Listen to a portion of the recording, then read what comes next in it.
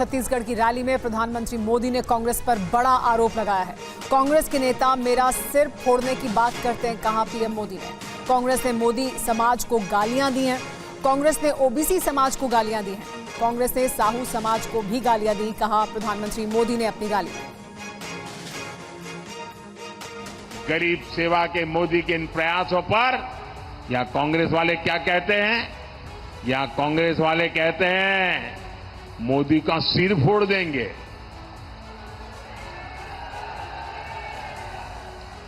अरे जब तक मेरे देश की माताएं बहनें बैठी है ना, कोई मोदी को कुछ नहीं कर सकता। ये माताएं बहनें मेरा रक्षा कवच है। ये माताएं बहनें मेरा रक्षा कवच है। कोई कुछ नहीं कर सकता। अब ये कैसे लोग हैं? कांग्रेस के नेता ने पूरे मोदी समाज को गालियां दी थी, साहू समाज को गालियां दी थी। अब मोदी का सिर फोड़ने की बात कर रहे। ओबीसी समाज को गालियां दी थी। भाजपा ने ओबीसी कमीशन को संवैधानिक दर्जा दिया, मेडिकल की पढ़ाई में आरक्षण दिया।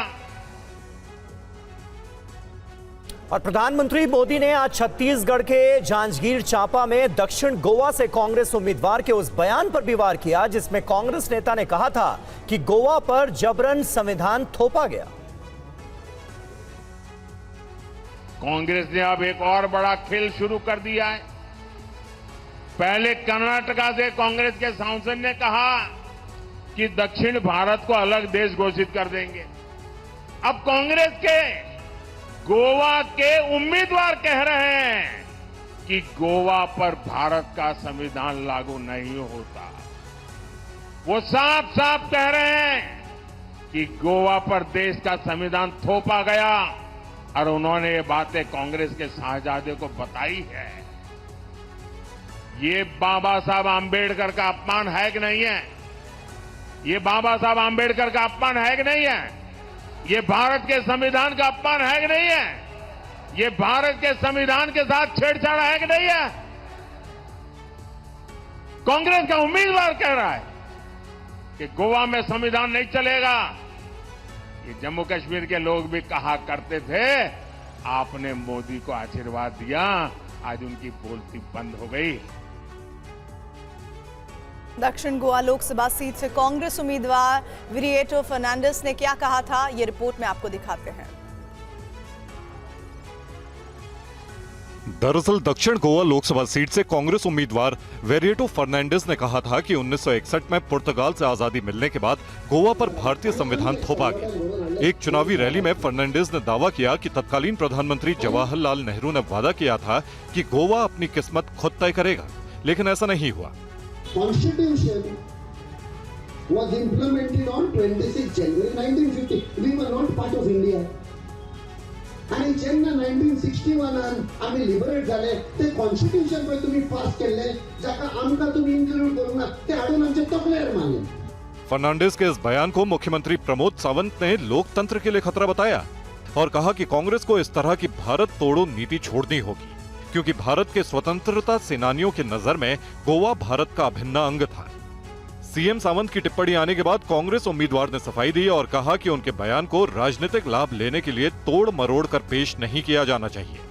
फर्नांडिस ने कहा कि वो इस मुद्दे पर बहस करने को तैयार है।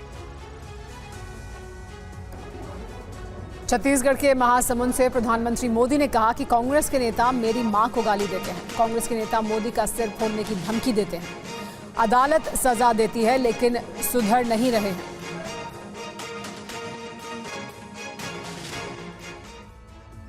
ये लोग कहते हैं मोदी का सिर तोड़ देंगे। बताइए, चुनाव का मुद्दा है क्या? ये आपके छत्तीसगढ़ में कहा जाता है मोदी का सर फोड़ देंगे।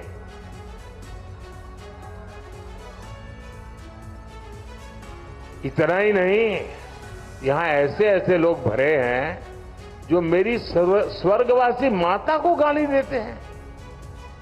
यही लोग हैं जो देश भर में घूम घूम कर मोदी समाज को, साहू समाज को गाली देते हैं और अदालत में बड़े गर्व के साथ हुंकार करते हैं, अदालत सजा तक दे देती है। साथियों, कोई नहीं चाहता कि उसकी संतानें भी गरीब रहे, लेकिन ये कांग्रेस के शाही परिवार की कितनी उसकी करनी का फल है कि जो गरीब जहां था वो गरीब ही रहा।